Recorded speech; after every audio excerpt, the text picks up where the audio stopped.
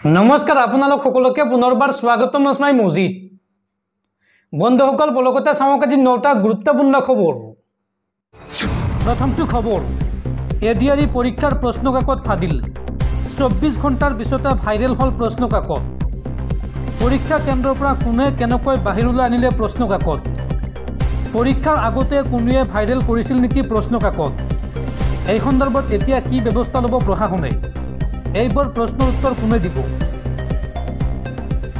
কৰ পৰা কোনে ভাইৰেল কৰিলে এডিআৰই পৰীক্ষাৰ প্ৰশ্ন কাকত। এডিআৰই পৰীক্ষাৰ 24 ঘণ্টা পিছতে ভাইৰেল হল প্ৰশ্ন কাকত। পৰীক্ষা কেন্দ্ৰৰ পৰা কোনে কেনেকৈ বাহিৰলৈ আনিলে প্ৰশ্ন কাকত। উল্লেখযোগ্য যে এডিআৰই পৰীক্ষাৰ ক্ষেত্ৰত কঠোৰ নীতি নিৰ্দেশনা জাৰি কৰিছিল বা গ্ৰহণ কৰিছিল প্ৰশাসনে। পৰীক্ষাৰ্থীক পৰীক্ষা কেন্দ্ৰৰ ভিতৰলৈ নিবলৈ দিয়া হোৱা নাছিল মোবাইল ফোন ঘড়ী। পৰীক্ষাৰ পূৰ্বে তন্নকৈ তালাচী চলোৱা হৈছিল পৰীক্ষাৰ্থীসকলক। লগতে পৰীক্ষা চলাকালীন অৱস্থাত সমগ্ৰ অসমত কৰ্তন কৰা হৈছিল ইণ্টাৰনেট সেৱা। পৰীক্ষাৰ অন্তত পৰীক্ষাৰ্থীক আনিবলৈ দিয়া হোৱা নাছিল প্ৰশ্ন কাকত। তাৰ পিছতো কেনেকৈ পৰীক্ষা কেন্দ্ৰৰ পৰা বাহিৰলৈ ওলাই আহিল প্ৰশ্ন কাকত।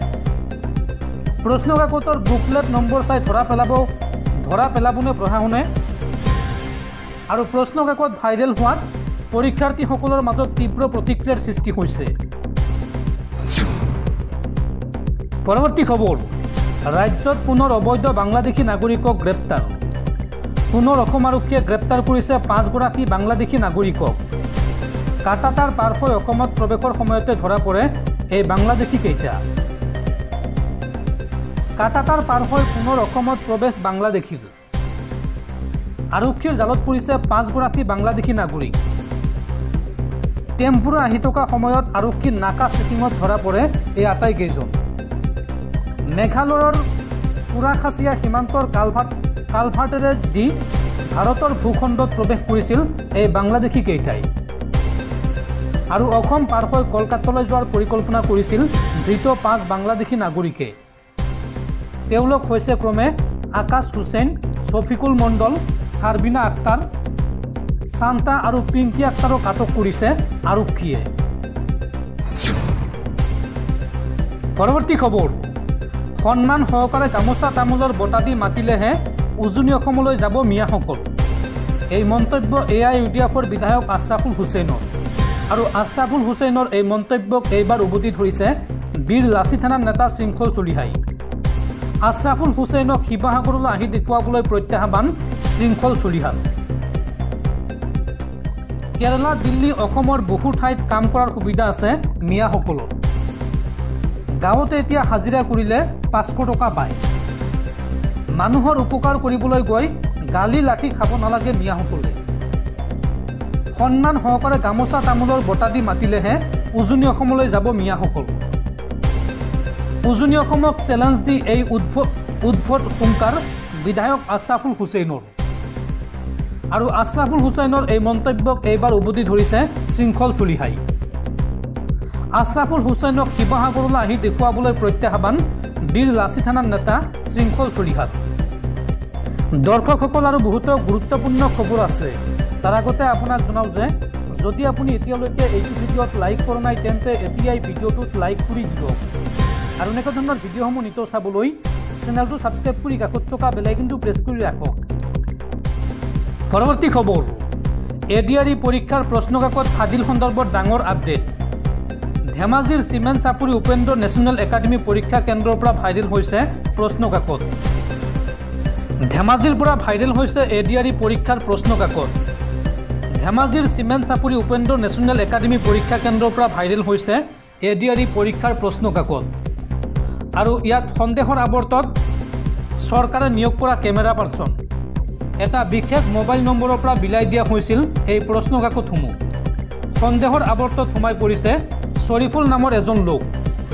আৰু এই সন্দৰ্ভত সবিশেষ তদন্তৰ পাছতে পোহৰলৈ আহিব সকলো তথ্য। পৰৱৰ্তী খবৰ স্মাৰ্ট মিটাৰৰ বিৰুদ্ধে এইবাৰ ৰাজ্যজুৰি প্ৰতিবাদ চাহ জনগোষ্ঠীৰ।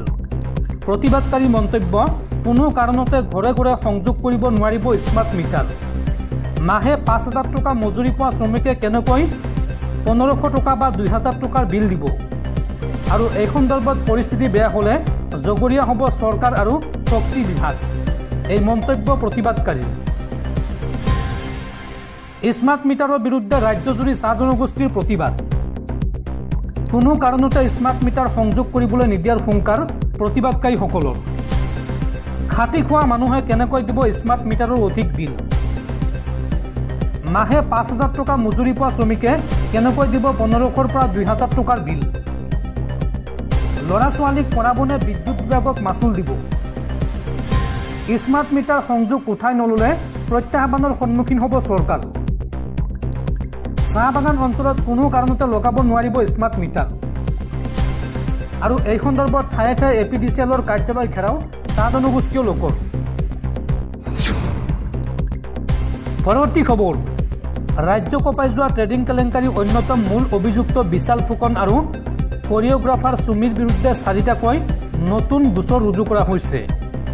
৪গৰাকী ভুক্তভোগীয়ে পৃথকে পৃথকে তৰিছে গোচৰ। লকআপত কান্দিছে সুমি বৰাই। আৰক্ষীয়ে প্ৰশ্ন কৰিলে কান্দে সুমি বৰাই। আৰু প্ৰবঞ্চক বিশাল ফুকন আৰু সুমিৰ বিৰুদ্ধে শেহতীয়াকৈ ৰুজু কৰা হৈছে ৪টাকৈ নতুন গোচৰ। ৪গৰাকী ভুক্তভোগীয়ে পৃথকে পৃথকে তৰিছে গোচৰ। লাখ লাখ টকা আত্মসাৎ কৰাৰ অভিযোগ বিশাল ফুকনৰ বিৰুদ্ধে। আৰু শেহতীয়াকৈ ট্ৰেডিং স্কেমত নাম সাঙুৰ খাইছে অভিজিত চন্দ্ৰ আৰু মানৱেন্দ্ৰ সিং নামৰ দুগৰাকী ব্যক্তিৰ। পৰৱৰ্তী খবৰ। হিমন্ত বিশ্ব শৰ্মা চৰকাৰৰ বিৰুদ্ধে এইবাৰ ৰাজপথলৈ ওলাই আহিব ৰাজ্যৰ লাখ লাখ মুছলমান। এই হুংকাৰ প্ৰদান অসম সংখ্যালঘু সংগ্ৰাম পৰিষদৰ। মুখ্যমন্ত্ৰী হিমন্ত বিশ্ব শৰ্মাই একপক্ষীয়ভাৱে নিৰ্দিষ্ট এটা সম্প্ৰদায়ক নিষেধ কৰা ষড়যন্ত্ৰ ৰচনা কৰিছে। এই বিস্ফোৰক অভিযোগ অসম সংখ্যালঘু সংগ্ৰাম পৰিষদৰ। হিমন্ত চৰকাৰৰ বিৰুদ্ধে এইবাৰ ৰাজপথলৈ ওলাই আহিব ৰাজ্যৰ লাখ লাখ মুছলমান। জিলাই জিলাই হিমন্ত চৰকাৰৰ বিৰুদ্ধে তীব্ৰ প্ৰতিবাদী কাৰ্যসূচী ৰূপায়ণ কৰা হ'ব। এই হুংকাৰ প্ৰদান অসম সংখ্যালঘু সংগ্ৰাম পৰিষদৰ। মুখ্যমন্ত্ৰী হিমন্ত বিশ্ব শৰ্মাই একপক্ষীয়ভাৱে নিৰ্দিষ্ট এটা সম্প্ৰদায়ক নিষেধ কৰাৰ ষড়যন্ত্ৰ ৰচিছে। অসমত আইন দুই ধৰণে চলিছে। বিজেপি দলৰ কাৰণে এটা আৰু এটা সাধাৰণ জনসাধাৰণৰ কাৰণে। আমি কিবা কথা ক'লে আৰক্ষীয়ে আইনী ব্যৱস্থা গ্ৰহণ কৰে। কিন্তু বিজেপি নেতা বা হিন্দুত্ববাদী নেতাই কিবা ক'লে আৰক্ষীয়ে একো ব্যৱস্থা গ্ৰহণ নকৰে। শৃংখল চলিহাই আইন হাতত তুলি লোৱাৰ কথা ক'লে কিন্তু আৰক্ষীয়ে কোনো ব্যৱস্থা লোৱা নাই। শৃংখল চলিহা কোম্পানীক চলাই আছে হিমন্ত বিশ্ব শৰ্মাই। আমি উচ্ছেদৰ বিৰোধিতা কৰা নাই। আমি উচ্ছেদিত লোকৰ সংস্থাপনৰ কথাহে কৈছোঁ। সোণাপুৰৰ কচুতলিত আৰক্ষীৰ গুলীত নিহতৰ পৰিয়ালক 10 লাখকৈ টকাৰ এককালীন সাহায্য দিয়ক আৰু সংস্থাপনৰ ব্যৱস্থা কৰক হিমন্ত চৰকাৰে। এই দাবী জনালে অসম সংখ্যালঘু সংগ্ৰাম পৰিষদৰ নেতা আবু বক্কৰ ছিদ্দিকে। পৰৱৰ্তী খবৰ। কাজিৰঙাৰ পৰ্যটনত নৱতম সংযোজন। অহা 2 অক্টোবৰৰ পৰা মুকলি হ'ব আকৰ্ষণীয় ভিনটেজ কাৰ ছাফাৰী। পৰ্যটকে লাভ কৰিব ভিনটেজ কাৰত ভ্ৰমণৰ মাদকতা। অভিযন্তা পিকলু ডেকাৰ প্ৰচেষ্টাত কাজিৰঙাত এই ব্যৱস্থা গঢ়ি তোলা হৈছে। গেলেকীত যুদ্ধকালীন প্ৰস্তুতিৰে নিৰ্মাণ কৰা হৈছে ভিনটেজ কাৰৰ শ্ব'ৰুম। পৰৱৰ্তী খবৰ। ADRE পৰীক্ষাক লৈ শীঘ্ৰে ৰাজ্যত আহিব নতুন SOP। পৰীক্ষাৰ সময়ত নলবাৰীৰ এগৰাকী যুৱতী অনা অভিযোগক লৈ মুখ্যমন্ত্ৰীৰ টুইট। এই সমগ্ৰ ঘটনাৰ তদন্ত কৰিছে DIG ইন্দ্ৰাণী বৰুৱাই। ADRE পৰীক্ষাৰ্থীক লৈ নলবাৰীত উঠা অভিযোগৰ তদন্ত আৰম্ভ। নৱনীতা শৰ্মা নামৰ এগৰাকী পৰীক্ষাৰ্থী আনিছিল বিস্ফোৰক অভিযোগ। আৰু এই সন্দৰ্ভত DIG ইন্দ্ৰাণী বৰুৱাই তদন্ত চলাইছে সমগ্ৰ ঘটনাৰ। পৰীক্ষা হলত প্ৰৱেশৰ সময়ত চলোৱা তালাচীক লৈ কৰিছিল বিস্ফোৰক অভিযোগ। ফেচবুক যোগে নৱনীতা শৰ্মাই কৰিছিল এই অভিযোগ। আৰু সমগ্ৰ ঘটনাক গুৰুত্ব সহকাৰে লয় মুখ্যমন্ত্ৰী ডক্টৰ হিমন্ত বিশ্ব শৰ্মাই। শীঘ্ৰে এই সন্দৰ্ভত SOP প্ৰকাশ কৰিব বুলি টুইট যোগে জনায় মুখ্যমন্ত্ৰীগৰাকীয়ে।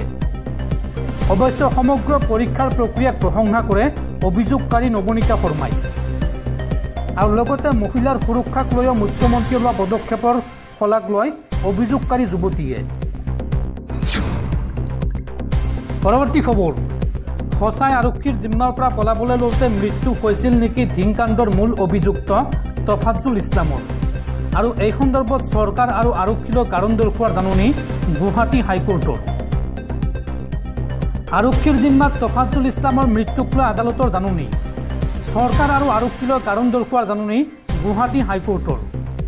ধিঙৰ জঘন্য কাণ্ডত জড়িত অভিযোগত গ্ৰেপ্তাৰ হৈছিল তফাজ্জুল আৰু পলাবলৈ লওঁতে পানীত পৰি মৃত্যু বুলি দাবী কৰিছিল আৰক্ষীয়ে। মৃত অভিযুক্তৰ পিতৃৰ গোচৰৰ ভিত্তিত এতিয়া আৰক্ষীলৈ জাননী গুৱাহাটী হাইকোৰ্টৰ।